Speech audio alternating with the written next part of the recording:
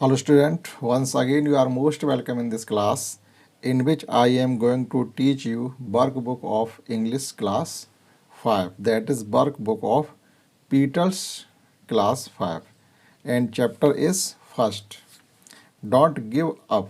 First lesson है जिसका नाम है don't give up, that is do not give up. इसका मतलब क्या है कि आप जो भी वर्क कर रहे हैं उसे बीच में ना छोड़ें।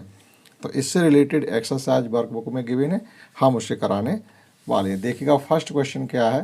फर्स्ट क्वेश्चन हमारे पास इस प्रकार से लिस्ट ए और लिस्ट बी गिवन है, जिसमें इधर वर्ड है, इधर उनके अपोजिट वर्ड लिखे हुए हैं, यानी एंटोनिम्स विलोम शब्द, तो उनको मैच करना और इस स्पेस में लिखना भी है।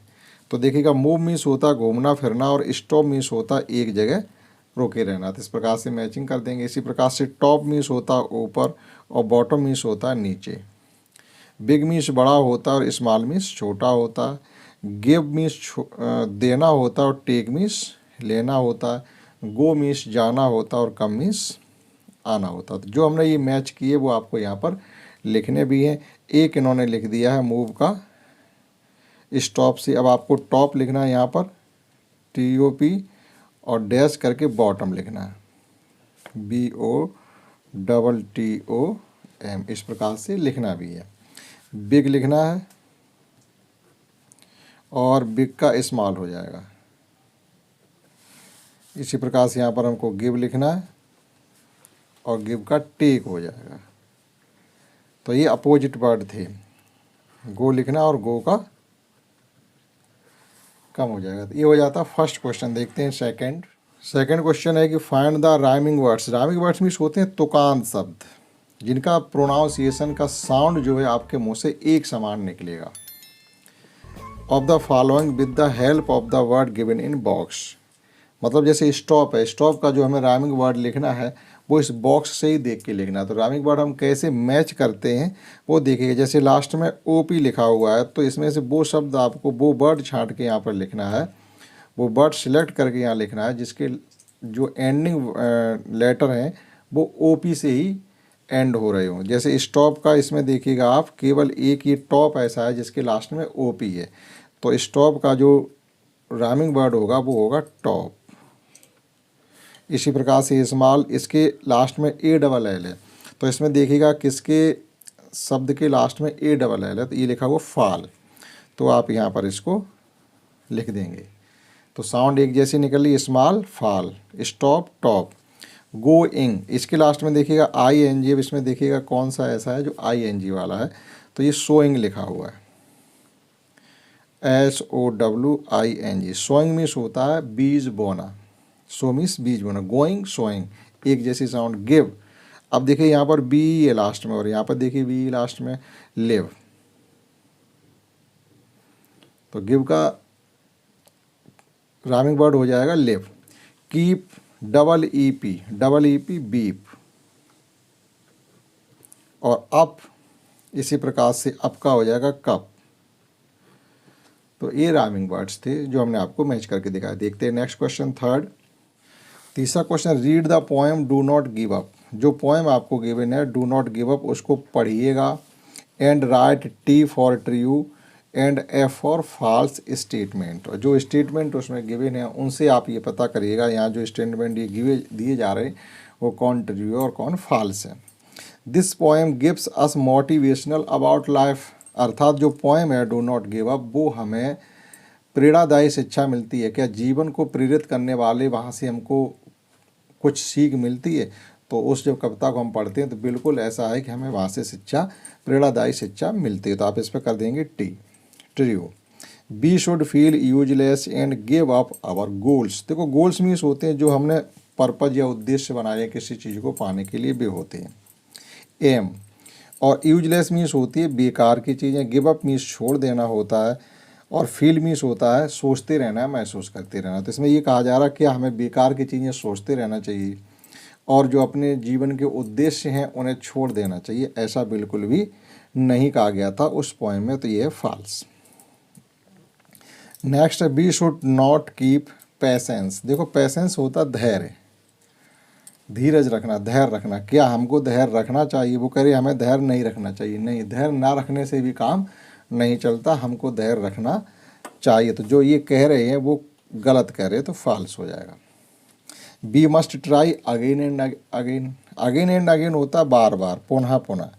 ट्राई मीन्स होता कोशिश करते रहना चाहिए। क्या हमें बार बार प्रयास करते रहना चाहिए?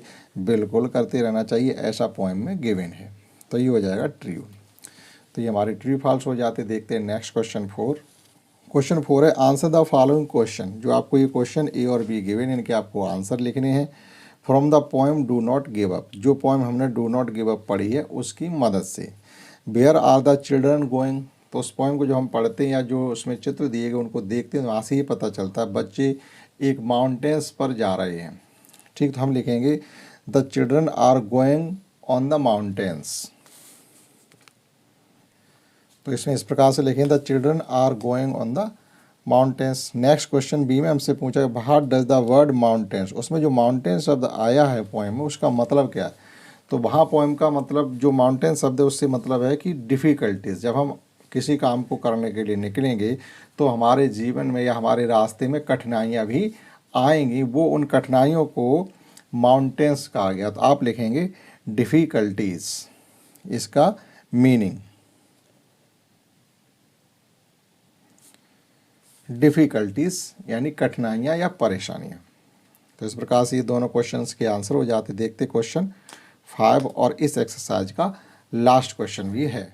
यहाँ पे हमसे ये कहा गया है recall the instruction. Instruction means मतलब ये डूज एंड डू नॉट, इसका मतलब होता डूज का मतलब होता क्या करना चाहिए, डू इज़, और डू नॉट इट्स मतलब क्या नहीं करना चाहिए। ये इंस्ट्रक्शन आपको गिवन है, ये निर्देश दिए गए। इंस्ट्रक्शन मीन्स होता है आपको क्या दिशा निर्देश दिए जा रहे हैं। That your parents, parents means आपके माँ बाप, गिव एट योर होम, आपके मम्मी पापा घर पर आपको क्या इंस्ट्रक्शन देते हैं। Classify them into dos and do not, यानी क्या करने के लिए कहते हैं और क्या नहीं करने के लिए कहते हैं। तो कुल मिला के जो इसमें फिलअप करना था वो आपको अपनी मम्मी पापा को पूछ के लिखना चाहिए था, लेकिन फिर भी हमने कुछ चीज़ें यहाँ पर लिखी हैं जो आपको हम समझाते हैं। हमें करना क्या चाहिए, डू योर होमवर्क फर्स्ट, हमें अपना होमवर्क करना चाहिए। प्ले जेंटली, बहुत प्यार से मधुरता से एक दूसरे के साथ खेलना चाहिए। स्पीक जेंटली, अच्छे से बातचीत करनी चाहिए। Put your things proper places, अपनी चीज़ों को सही तरीके से सही जगह रखना चाहिए। मीट जेंटली एवरीवन, और सभी से मित्रवत तरीके से आपको मिलना चाहिए। और मेक योर टाइम टेबल, और जिस प्रकार से स्कूल की टाइम टेबल होती है उसी प्रकार से पढ़ने की टाइम टेबल आपके घर पर भी होनी चाहिए। तो ये तो हमने कहा है, आप इसमें और बढ़ा सकते हैं अपने पेरेंट्स की मदद से। अब करना क्या नहीं चाहिए, जैसे do not play with sharp object, हमने लिखा है प्ले विथ शार्प ऑब्जेक्ट लेकिन ऊपर लिखा है डू नॉट, तो ये सब के साथ यहाँ पर आ जाएगा। शार्प ऑब्जेक्ट मीन्स होती है नुकीली चीज़ें, जैसे छुरी है, चाकू है, पेचकस है, पिन है, इनके साथ हमको नहीं खेलना है। Touch the electric button bat hand, that is do not touch the electric button bat hand, भीगे हाथों से हमें किसी स्विच को, बिजली के स्विच को नहीं छूना है। नेक्स्ट है throw object here and there, do not throw object here and there, चीज़ों को इधर उधर नहीं फेंकना है। Do not make a noise, हमें घर पर शोर नहीं मचाना है। Do not quarrel each other, that is हमें घर पर आपस में किसी से झगड़ा नहीं करना है। और लास्ट है do not abuse each other, हमें घर पर किसी को गाली भी नहीं देनी है। तो ये हमने बताया कि आपको ये काम घर पर नहीं करना चाहिए। आप इसमें अपनी तरफ से अपने पेरेंट्स से पूछ करके और भी चीज़ों को जोड़ सकते हैं जो आपको वहाँ घर पर नहीं करनी है। तो ये था lesson first do not give up, जो हमने आपको कम्प्लीटली वर्कबुक की एक्सरसाइज को फिलअप करवाया। आशा करता हूँ आपने सीख पाया होगा। दैट्स ऑल, मिलते हैं नेक्स्ट चैप्टर के साथ नेक्स्ट क्लास में।